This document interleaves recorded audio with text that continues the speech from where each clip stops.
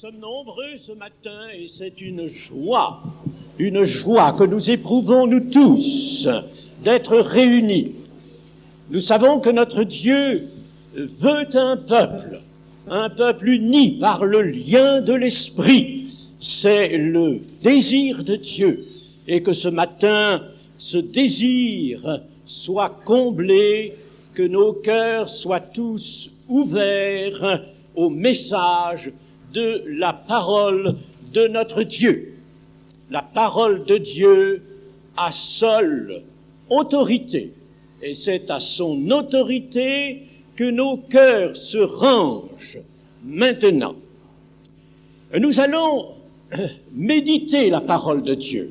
Elle nous est donnée comme une nourriture et comme une occasion constante de communier avec la vérité. Nous allons lire un récit dans l'évangile de Jean, selon Jean. Et vous savez que les récits de l'évangile ont ce privilège merveilleux d'être toujours actuels.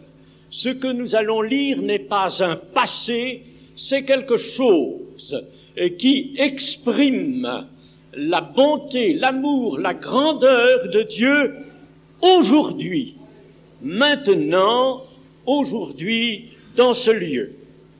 Ce récit, nous le prenons dans l'évangile de Jean au chapitre 4.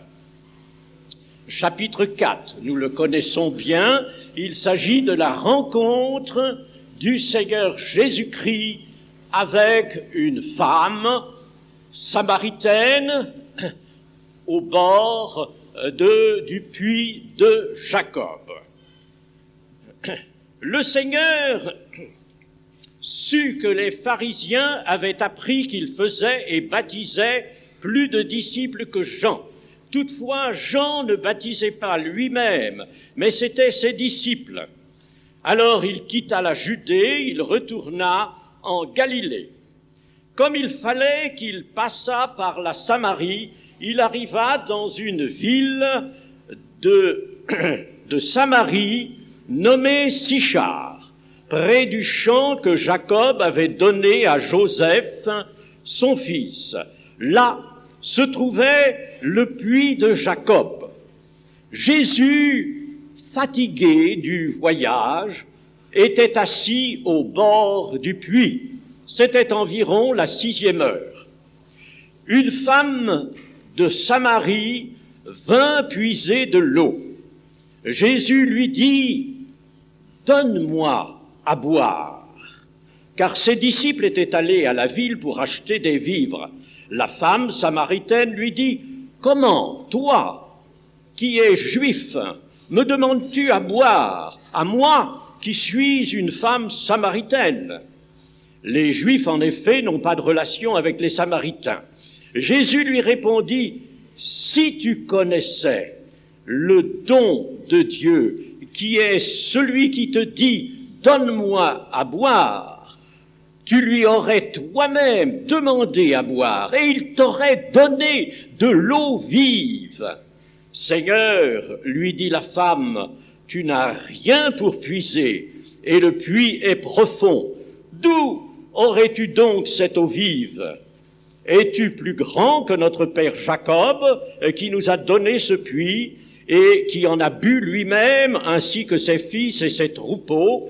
Jésus lui répondit, « Quiconque boit de cette eau aura encore soif, mais celui qui boira de l'eau que je lui donnerai n'aura jamais soif, et l'eau que je lui donnerai deviendra en lui une source d'eau qui jaillira jusque dans la vie éternelle. » La femme lui dit, « Seigneur, donne-moi cette eau afin que je n'aie plus soif et que je ne vienne plus puiser ici. » « Va, lui dit Jésus, « appelle ton mari et viens ici. » La femme répondit, « Je n'ai point de mari. » Et Jésus lui dit, « Tu as eu raison de dire, je n'ai point de mari, car tu as eu 5 maris, et celui que tu as maintenant n'est pas ton mari. En cela tu as dit vrai. Seigneur, lui dit la femme, je vois que tu es prophète. Nos pères ont adoré sur cette montagne, et vous dites-vous que le lieu où il faut adorer est à Jérusalem. Femme, lui dit Jésus, crois-moi, l'heure vient où ce ne sera ni sur cette montagne ni à Jérusalem que vous adorerez le Père. Vous adorez ce que vous ne connaissez pas. Nous adorons ce que nous connaissons, car le salut vient des Juifs. Mais l'heure vient, et elle est déjà venue, où les vrais adorateurs adoreront le Père en esprit et en vérité, car ce sont là les adorateurs que le Père demande. Dieu est esprit, et il faut que ceux qui l'adorent en esprit et en vérité. La femme lui dit, je sais que le Messie doit venir, celui qu'on appelle le Christ. Quand il sera venu, il nous annoncera toutes choses. Jésus lui dit, je le suis, moi qui te parle. Amen. Amen. Quel moment solennel n'était-ce pas là? Cette femme, entendant le Seigneur Jésus lui dire, le Messie, je le suis, moi qui te parle. Vraiment, nous voulons avoir déjà maintenant conscience que Jésus entend nous parler ce matin et que Jésus est au milieu de nous, que Jésus est là. Que ferions-nous s'il n'était pas là? Mais il est là et nous voulons véritablement écouter sa parole, méditer, nous réjouir de son enseignement. Amen. Nous venons de lire une déclaration, une proclamation véritablement extraordinaire du Seigneur Jésus-Christ, touchant les vrais adorateurs en esprit. N'est-ce pas là une proclamation absolument capitale? Elle est même, peut-on dire, fondamentale. C'est une proclamation sur les vrais adorateurs en esprit et en vérité, une proclamation qui régit tout le comportement de l'Église. Ah, si l'Église n'avait jamais oublié, n'avait jamais délaissé cette proclamation, eh bien, beaucoup de choses auraient changé. Bien des choses ne se seraient pas vues. L'Église n'aurait pas dévié. Elle serait restée dans la ligne de l'adoration et du service en esprit et en vérité. Mes chers amis, on me le disait encore à l'instant, nous sommes heureux d'être le mouvement de Pentecôte. Et je pense que nous partageons tous cela, non pas parce que nous sommes à part de quelques autres mouvements, non pas cela, mais parce que nous savons que en disant Pentecôte, nous disons véritablement l'Église. Nous disons l'Église qui veut agir, parler, prier par l'Esprit de Dieu. Nous voulons que l'Esprit de Dieu soit le maître et le conducteur de l'Église. Nous allons d'abord considérer le cadre dans lequel se déroule cet entretien, cette entrevue entre le Seigneur Jésus et une humble femme. Je dis tout de suite, cette femme dont le Seigneur révèle un aspect tout à fait caractéristique de son existence. Elle avait eu un mari, celui avec lequel elle vivait n'était pas son mari. Tout cela nous montre que cette femme avait vécu assez longuement et que sa vie avait été marquée par toutes sortes de vicissitudes, disons, de dissolution. c'était une pécheresse, certes. Il n'empêche que nous pouvons voir en elle un symbole. Un symbole. Croyez-vous, chers amis, que l'Église est faite de gens qui sont puisés dans le monde des purs, dans le monde de ceux qui n'avaient pas de péché, de ceux qui étaient en quelque sorte comme les anges? Non pas. L'Église est recrutée parmi les pécheurs et les plus grands pécheurs. Je suis venu sauver ce qui est perdu, proclamait le Seigneur. Et ici, nous voyons le Seigneur fatigué au puits de Jacob. Et cela amène dans notre pensée un parallèle.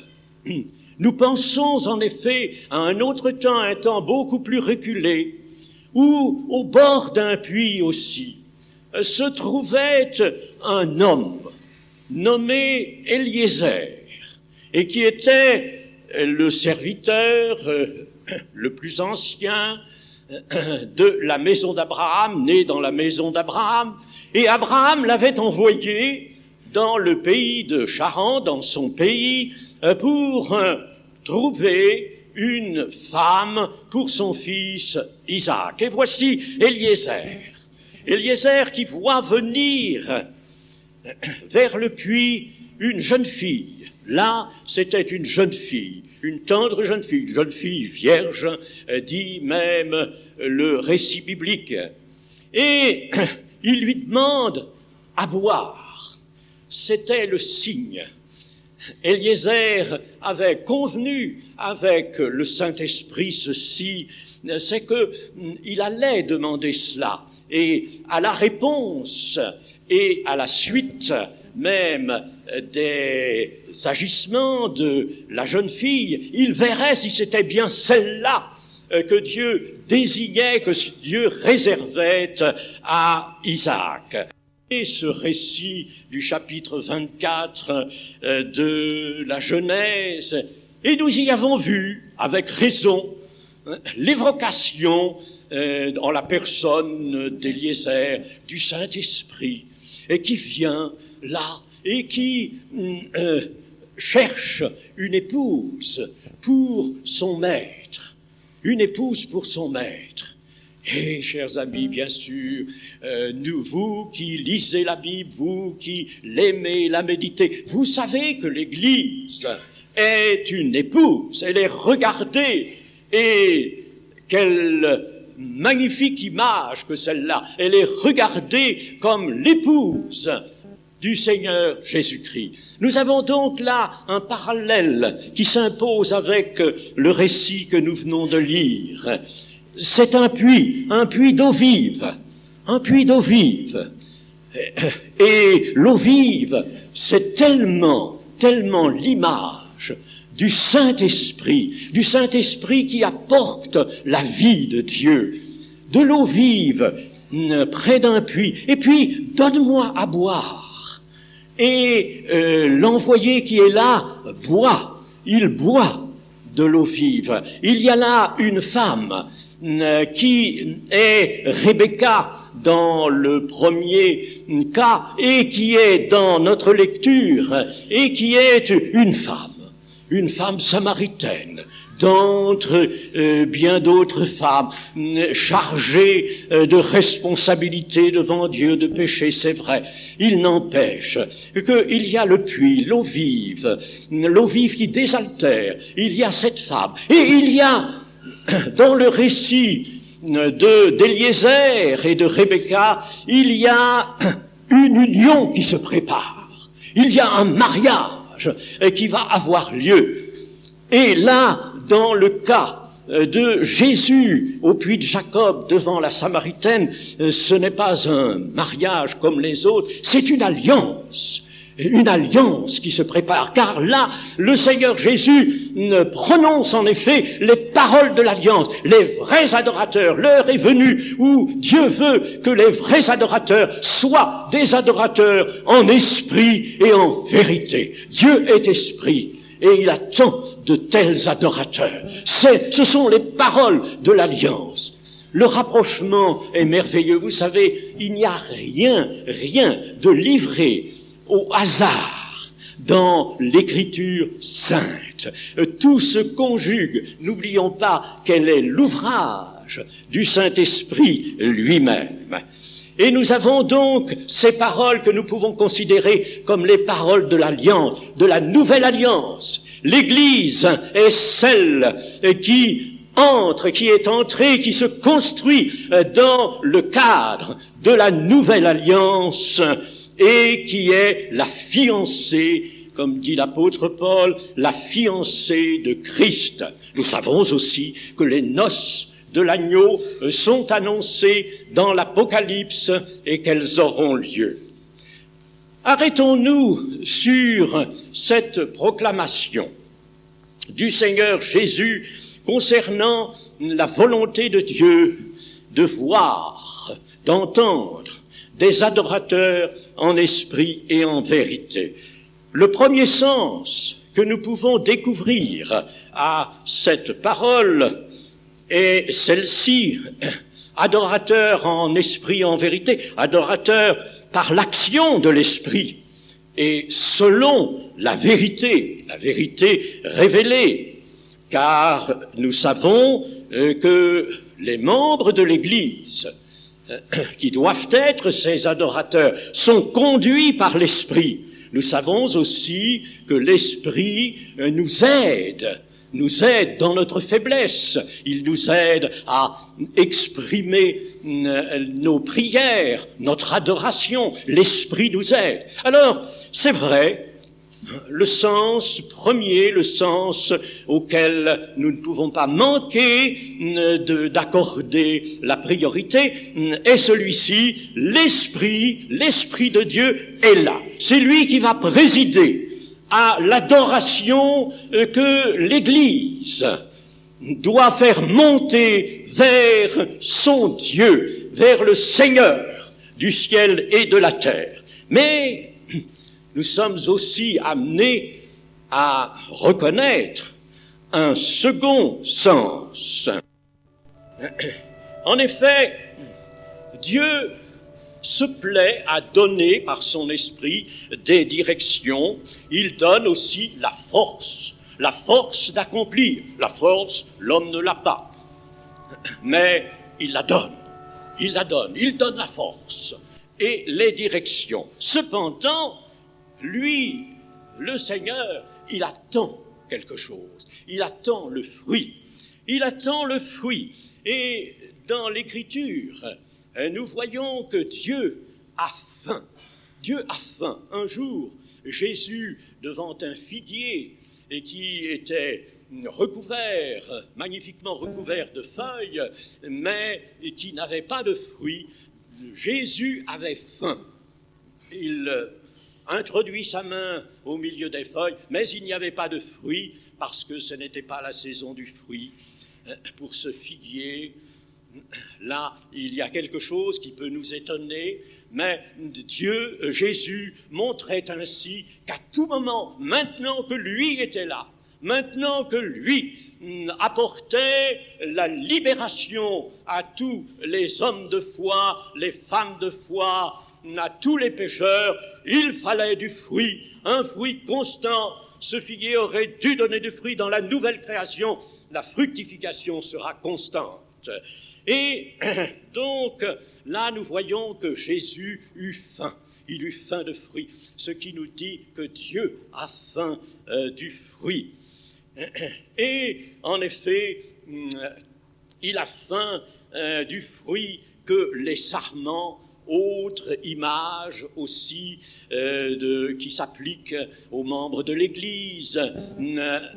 Dieu a faim du fruit que les sarments doivent porter. Le fruit, c'est cela qui va le glorifier. Si vous portez beaucoup de fruits, c'est ainsi que mon Père sera glorifié. Portez ce beau fruit que Dieu attend.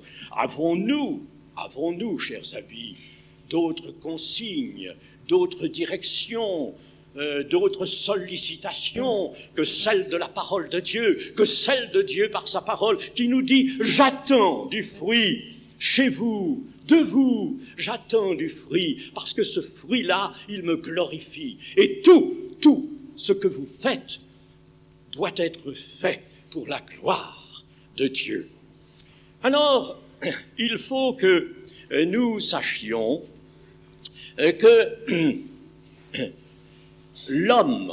les hommes que nous sommes, avons en nous un esprit. Nous avons un esprit.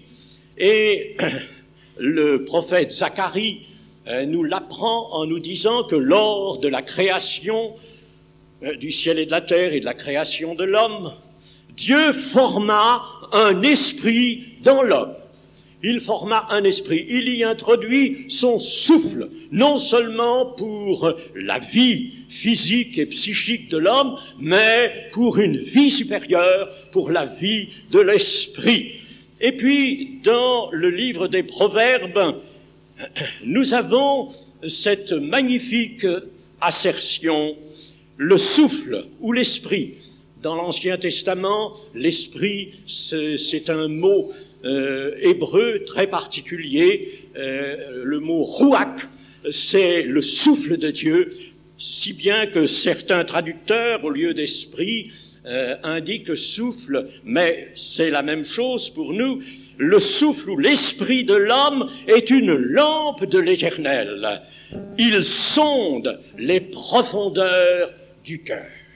Dieu a donc mis en chacun de nous un esprit. Et quand nous sommes venus à Jésus-Christ, cet esprit a été remis en éveil. Il s'est réveillé par l'attouchement de la grâce du Seigneur. Il s'est réveillé. Il est devenu, cet esprit, capable de relation avec Dieu, capable de comprendre, capable de choses magnifiques, capable de réalisations extraordinaires, au point que Jésus a pu dire, si vous aviez de la foi, vraiment de la foi, ce qui se nomme foi, rien ne vous serait impossible. Rien n'est impossible à Dieu, mais rien ne vous serait impossible par la foi. Or, le siège de la foi, c'est précisément cet esprit. C'est là en nous, chers amis, laissez-moi employer un terme caractéristique, c'est là le sanctuaire. Nous avons en chacun de nous un sanctuaire. Un sanctuaire. Vous savez, ce mot a une résonance particulière et magnifique, une résonance qui doit nous attirer, parce que Dieu veut sanctifier pour nous amener à lui, pour nous amener à la gloire. Le but de Dieu, c'est d'amener beaucoup de fils et de filles à la gloire. Pour nous amener à la gloire, il faut que le Seigneur nous sanctifie. Et le Seigneur sanctifie où donc? Il sanctifie dans un sanctuaire. Il ne sanctifie pas n'importe où, il sanctifie dans un sanctuaire. Et nous sommes, chacun de nous, ce sanctuaire. Vous connaissez les textes de la première épître aux Corinthiens, au chapitre 3, au chapitre 6, où il nous est même dit « Votre corps, ne savez-vous pas que votre corps est le temple du Saint-Esprit, le sanctuaire dans lequel se tient l'Esprit de Christ. » En somme, donc, en l'homme, il y a un esprit, et là est le sanctuaire où doit se célébrer le vrai culte des vrais adorateurs. Le vrai culte en esprit, là, dans l'esprit. Un culte en esprit et un culte en vérité. Parce que il faut que la vérité, le psalmiste l'avait déjà proclamé, que la vérité soit au fond des cœurs. Attention, nous dit la parole de Dieu, surtout que rien dans nos attitudes, rien ne frise l'hypocrisie. Rappelons-nous que le Seigneur Jésus à dénoncer l'hypocrisie. Et si notre pensée était trop sollicitée ailleurs, au lieu d'être tout entière dévouée à l'adoration au Maître que nous adorons, alors là, oui, nous pourrions risquer d'être dans l'hypocrisie, et ce serait quelque chose d'infiniment dommageable, d'infiniment triste. Il faut que le culte se tienne dans le sanctuaire, dans notre esprit, non pas notre âme, au niveau de son affectivité, au niveau de ses émotions. Même s'il y a des émotions, leur origine ne doit être que de l'esprit. Le Seigneur Jésus a été ému, il a frémi en esprit, mais il a frémi, il s'est réjoui en esprit, c'est-à-dire que tout provenait de l'esprit. Le centre des émotions est bien dans l'âme, mais les émotions que Dieu veut nous voir éprouver doivent provenir de l'esprit. Votre corps est le temple du Saint-Esprit qui est en vous. Glorifiez donc Dieu dans votre corps et dans votre esprit qui appartiennent à Dieu, nous dit l'Écriture au chapitre 6 des Corinthiens. Et l'Église dans son ensemble est également le sanctuaire où Dieu veut être adoré, et où Dieu peut être adoré. Il ne peut pas être adoré autrement que du sanctuaire. Et en raison de l'esprit qui occupe cette place du sanctuaire, quand l'Église, par conséquent, se réunit pour le culte, chacun de ses membres, en particulier déjà, chacun de ses membres, qui se considère déjà lui-même comme le temple du Saint-Esprit, et ensuite l'ensemble des membres réunis, car l'Église n'est-ce pas cela, la réunion de tous ceux qui connaissent le Seigneur et lui appartiennent. Donc l'ensemble des membres de l'Église sont des adorateurs en esprit et en vérité, chacun se tenant devant le Dieu vivant, et chacun étant consacré, réellement consacré à son Seigneur. Et l'adoration dans l'Église, le culte, je voudrais surtout appuyer sur ce terme, le culte dans l'Église, c'est un temps de communion commune et de communion les uns avec les autres. Chers amis, respectons ce que la parole nous enseigne. Cela seulement est la vérité. Et la vérité, c'est cela seulement que nous devons accomplir. C'est d'elle que nous prenons nos directions, nos consignes exclusivement. Par conséquent, un temps de communion commune et de communion entre tous. En vérité, le Seigneur a dit un culte en esprit et en vérité. Et la vérité, qu'est-ce que c'est?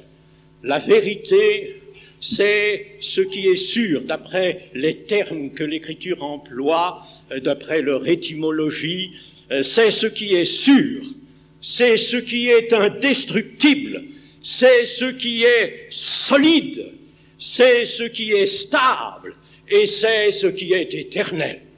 Et nous pouvons ajouter que la vérité, c'est la vie de Jésus-Christ. La vie de Jésus-Christ, cette vie qui doit se continuer en chacun des membres de l'Église. La vie de Jésus-Christ. Jésus-Christ n'a-t-il pas dit « Je suis le chemin, la vérité et la vie. Nul ne vient au Père que par moi. » Voilà le canal de la véritable adoration de l'Église. Et le Seigneur de dire dans sa proclamation, ils adoreront le Père. Le Père. Le culte est à rendre à Dieu. Il est pour Dieu. L'homme doit s'effacer quant à lui-même. Et le Seigneur aussi a ajouté, Dieu est esprit, c'est-à-dire que l'adoration que le Père attend doit se conformer à l'essence même de Dieu. À l'essence. Dieu est esprit. Il faut que l'adoration soit dans cette essence-là, et qu'elle soit dans l'essence de Dieu. Elle est esprit. Et tout ce qui va nous permettre d'adorer le Seigneur doit être le produit de l'Esprit, doit être donné, approuvé par l'Esprit Saint, et non par autre chose. Non, ce ne doit pas provenir d'une autre source. Chers amis, si l'Église ne se tient pas au devant du Seigneur son Dieu dans cette adoration-là, si elle ne conserve pas, malheureusement, je l'ai dit tout à l'heure, les siècles de christianisme ont abandonné cette proclamation du Seigneur Jésus. Mais aujourd'hui, dans la Pentecôte, si véritablement nous ne nous tenons pas à cette consigne d'adorateur en esprit, sachant que Dieu est esprit et qu'il veut que les choses qui montent vers lui comme un encens soient elles aussi conformes à son caractère, à son grand caractère d'être esprit. Eh bien, chers amis, alors l'Église, hélas, pourrait dévier. Et chers amis, si nous voulons que l'Église reste elle-même, que sa figure soit la même, que sa voix soit toujours celle que Dieu désire entendre, il faut que nous restions fidèles, attachés à cette proclamation du Seigneur. Je le répète, elle est fondamentale. Dieu veut des vrais adorateurs, en esprit et en vérité. Attention que quelque chose ne vienne pas altérer cela dans nos cultes. Dans nos cultes, je crois que nous avons besoin aujourd'hui de repenser le culte de l'Église. Nous avons besoin. Je n'adresse aucune critique, mais je rappelle cela. C'est fondamental. Aujourd'hui, maintenant, le Seigneur nous le dit et nous le redit. Les vrais adorateurs, voilà ce que le Père demande. Il est esprit.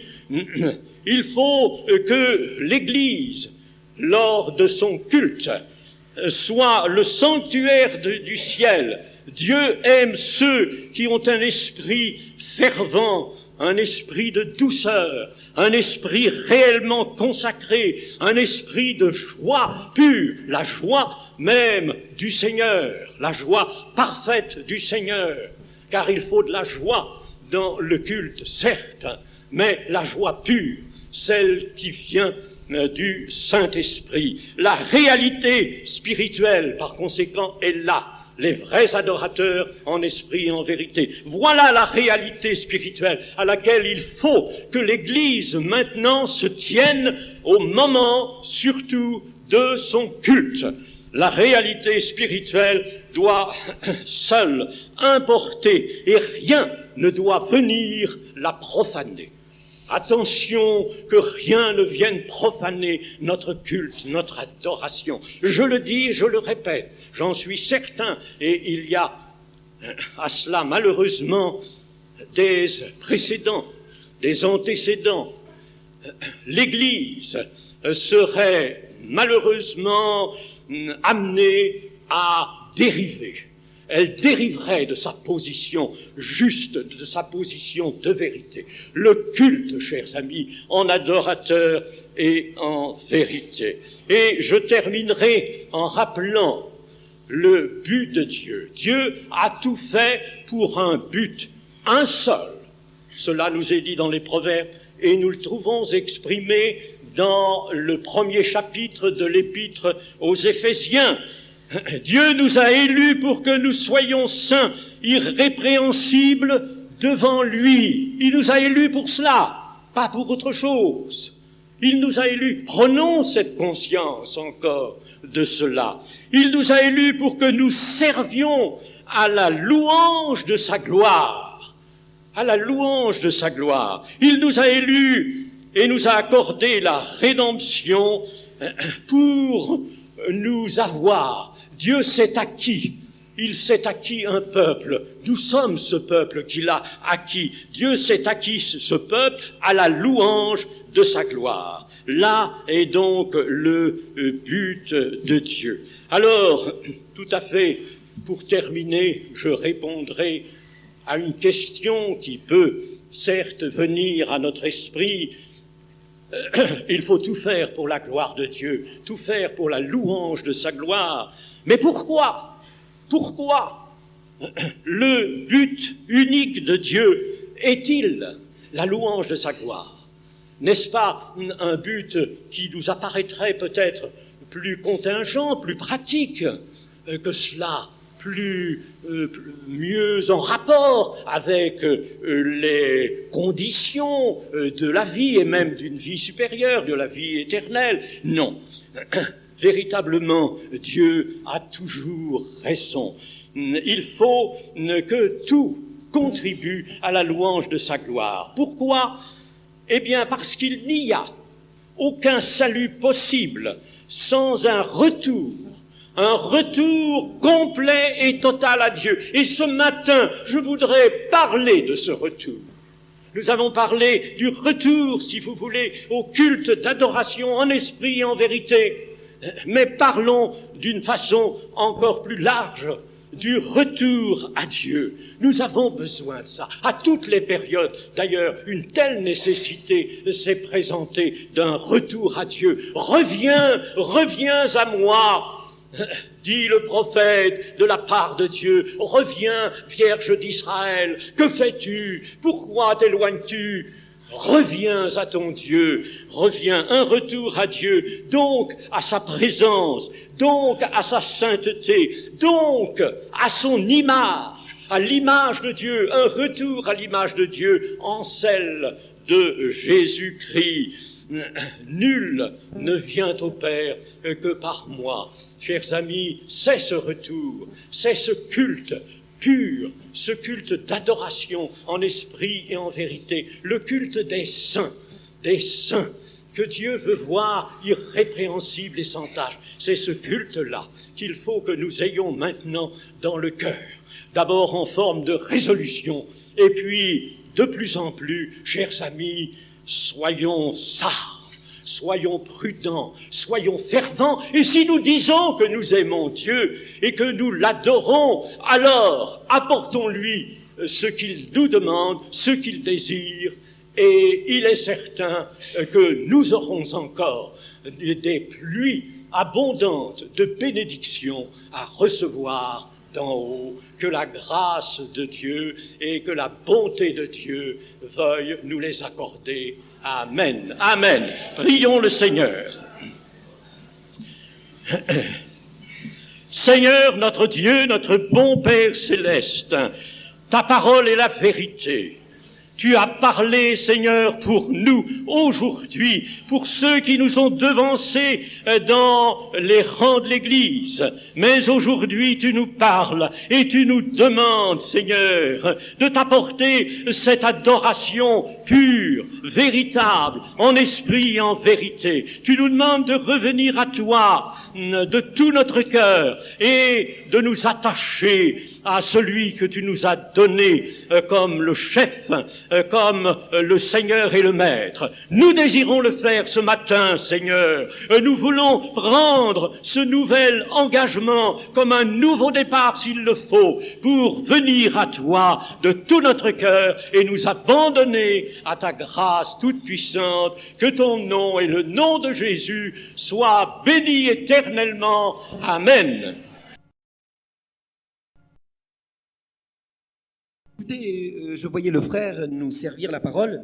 Enseguida asocié este lugar J'ai immédiatement associé ce lieu con diferentes lugares. avec différents lieux. Pero podía imaginarme cuando Jesús estuvo en el último y gran día de la fiesta del pueblo judío. Mais je pouvais surtout penser à Jésus lorsqu'il est entré dans cette fête juive peu avant d'être arrêté. Y Jesús vio al pueblo que estaba cansado, hambriento, sediento. Et le Seigneur a vu le peuple qui était fatigué, affamé et assoiffé. Y dice que alzó su voz. Et il nous a dit qu'il a élevé sa voix. Y dijo, si alguno tiene sed, venga a mí y beba. Il a dit, si quelqu'un a soif, qu'il vienne à moi et qu'il boive.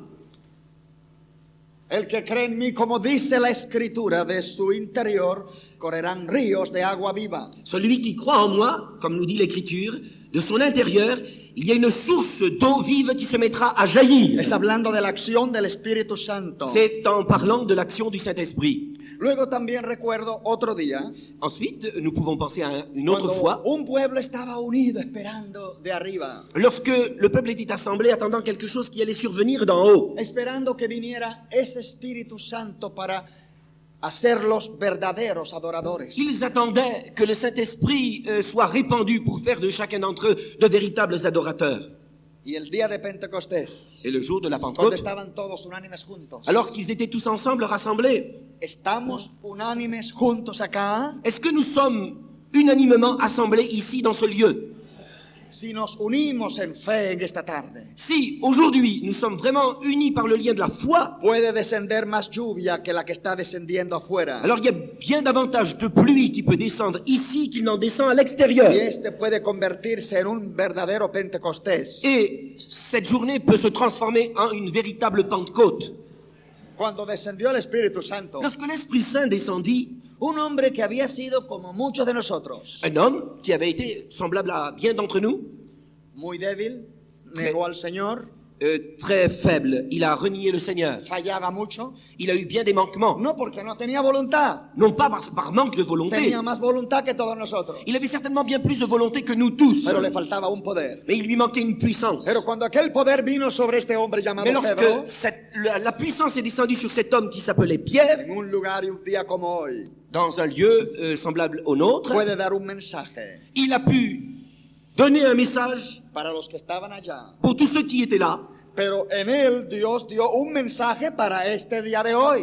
Mais en lui, Dieu a communiqué un message pour le jour que nous sommes en train de vivre aujourd'hui. En el día de Pentecostés se dio un mensaje para este día en Francia. Le jour de Pentecôte, il y a eu là un message donné qui correspond à ce jour de Pentecôte que nous vivons aujourd'hui en France. En Hechos 2:17. Dans Acte 2, 17, Y dice, Dios derramaré en los posteros días de mi espíritu sobre toda carne. Dieu déclare que dans les derniers jours, il répandrait de son esprit sur toute chair. ¿Cuáles son los últimos días? Où sont donc les derniers jours? Estos son los últimos días. Voici donc les derniers jours.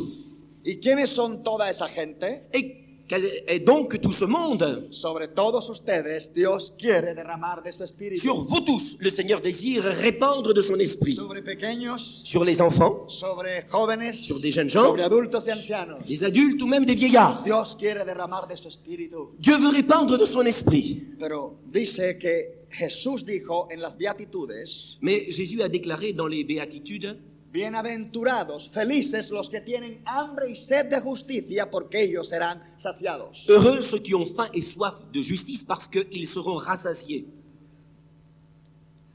Hay algo que nosotros tenemos que hacer.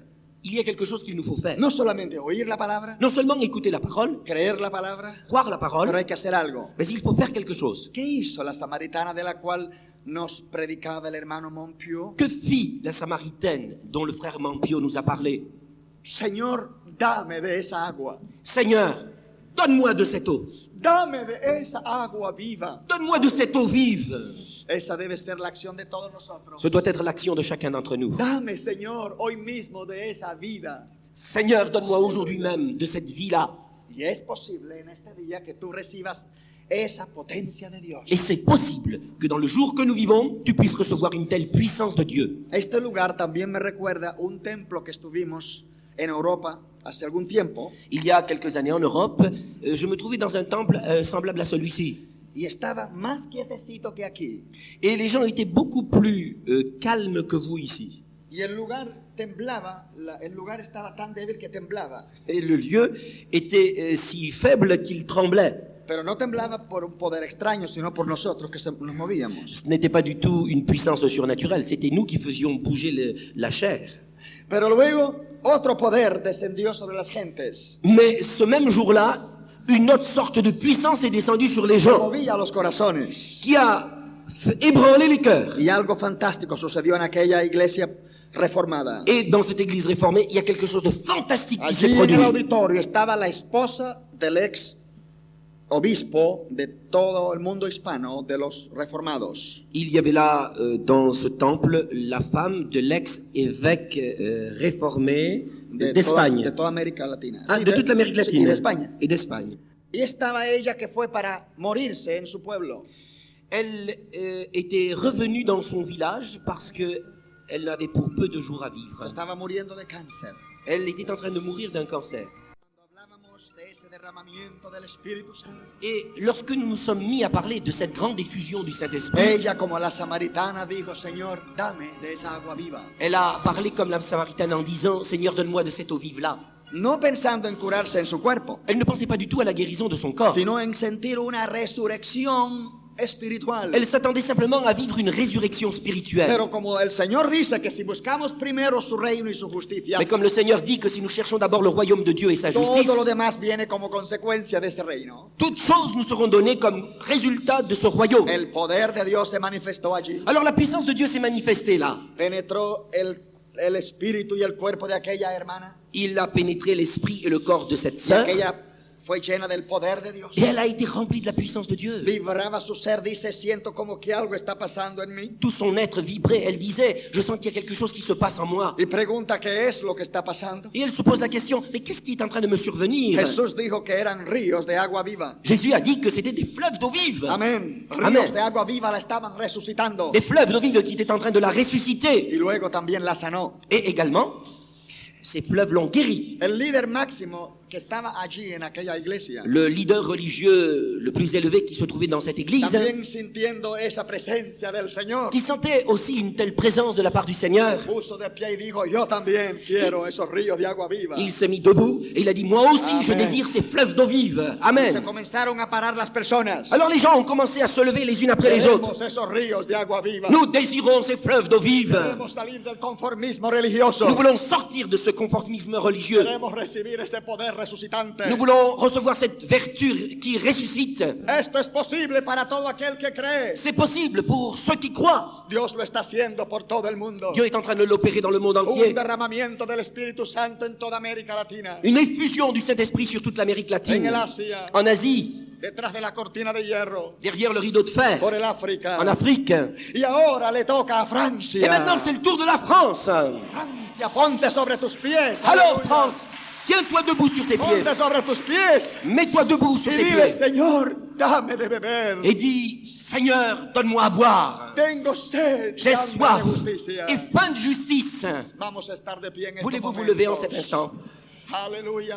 Alléluia. Y ahora vamos a adorar en espíritu y en verdad. Voulez-vous que nous adorions en esprit et en vérité? Vamos a mostrarle a Dios que tenemos más sed y hambre de Él que la que tenemos por la comida de esta Nous tarde. allons démontrer à Dieu que nous avons plus faim et soif de lui que de la nourriture qui nous attend dans un petit Se instant. mueve el Espíritu de Dios. L'Esprit de Dieu est en train de se mouvoir ici. Cerca de ti está el Espíritu de Dios, L'Esprit de Dieu est tout près de toi, esperando que abras el corazón, en attendant que tu ouvres ton cœur, más cerca que el aire que respiras, bien plus près que l'air que tu es en train de para respirer, soplarte vida. pour te souffler la vie. Sopla sobre ti el Espíritu de Dios. L'Esprit de Dieu souffle sur toi, maintenant même, sur les enfants, les jeunes, sur les adultes et même les La vieillards. presencia del La Señor. présence du Seigneur.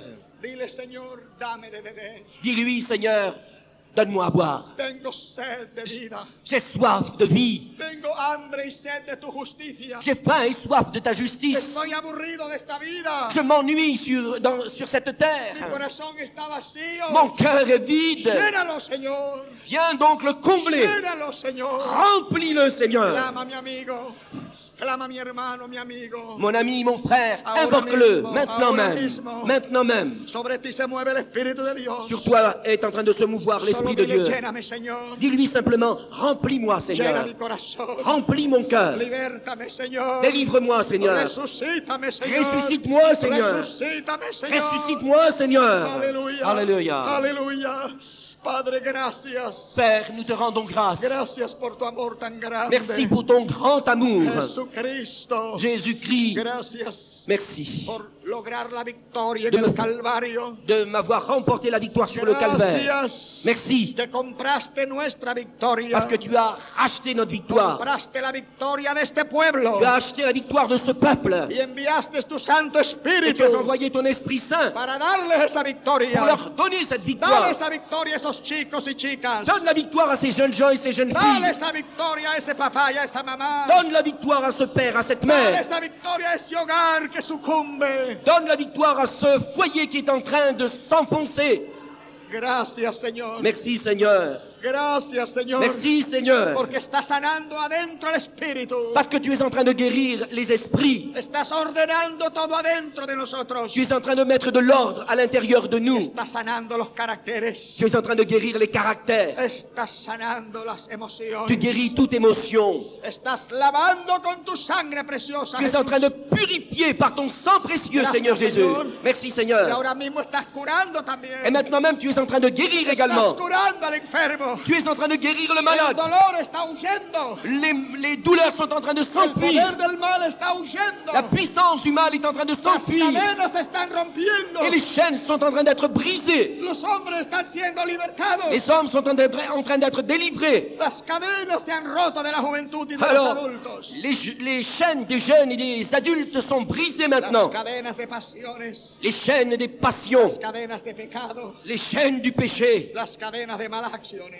Les chaînes des mauvaises actions. En el nombre de Jesús. Au nom de Jésus. En el nombre de Au Jesús. nom de Jésus. Gracias, Señor. Merci Seigneur. Este pueblo te alaba. Ce peuple te loue. Levanten los brazos conmigo. Élevez vos bras avec Como si moi. fueran antenas. Comme si c'était des Y antennes. diga gracias, Señor. Et dites merci Seigneur. Gracias, Señor. Merci Seigneur. Gracias. Merci. Porque lo estás haciendo ahora mismo. Parce que tu es en train de le faire maintenant même. Tu es en train de le faire maintenant même. Merci Seigneur. Gracias por tu presencia. Merci pour ta présence.